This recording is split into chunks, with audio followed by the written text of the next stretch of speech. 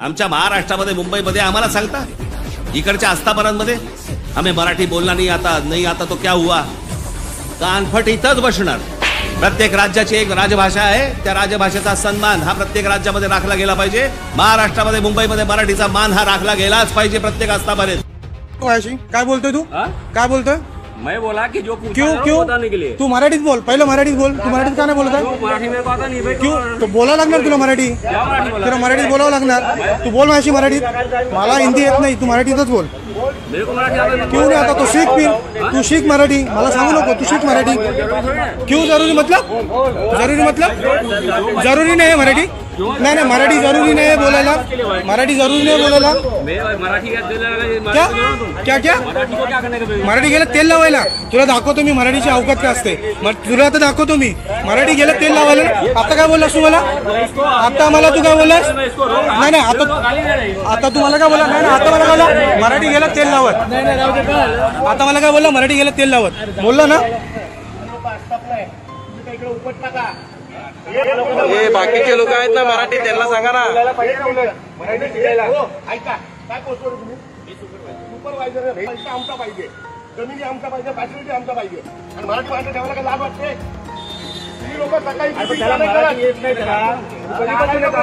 Briefing सकाळी मराठी भाषा कोणी आला मराठीमध्ये बोलायला त्याची स्पीड बोला, नाही येते दुसऱ्याला पाठवा। पहिली गोष्ट तो बोललो ना, मराठी ट्रेन लावत गेला, ही भाषा वापरायची नाही। जर आपल्याला येत नाही तर मराठी शिकण्याचा प्रयत्न करेल बोला, पण मला मराठी ट्रेन लावत गेला चालणार नाही।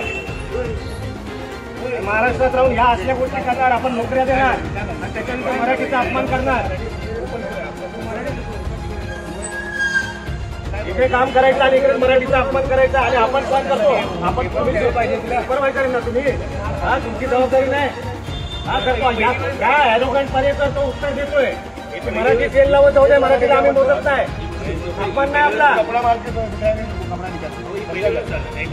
त्याला बोलतोय तरी पण आपण पवई LIT या ठिकाणी आहोत। शाखाध्यक्ष महेश श्रीरामजी आहेत, कामगार सेनेचे आलोक गुप्ताजी।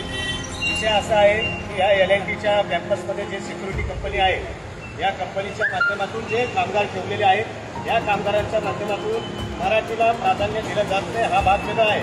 परंतु मराठीला मोजत नाही आणि मराठी तेल लावत गेली अशा पद्धतीची भाषा त्या अजिंक्य काय झालं तुमच्याबरोबर ते सांगा। मी गेलो होतो आतमध्ये, ॲक्च्युली झाली होती सगळी अपलोड वगैरे भेटलं होतं, तरी पण मला विचारतो तुझं नाव काय, मी नाव सांगितलं तर मला बोलतो की म्हणजे त्याला बोलतो मराठीत बोलतो, मला बोलतो मराठी गेली तेल लावत, मला मराठी येत नाही, मी शिकणार नाही, असं मला बोलतो।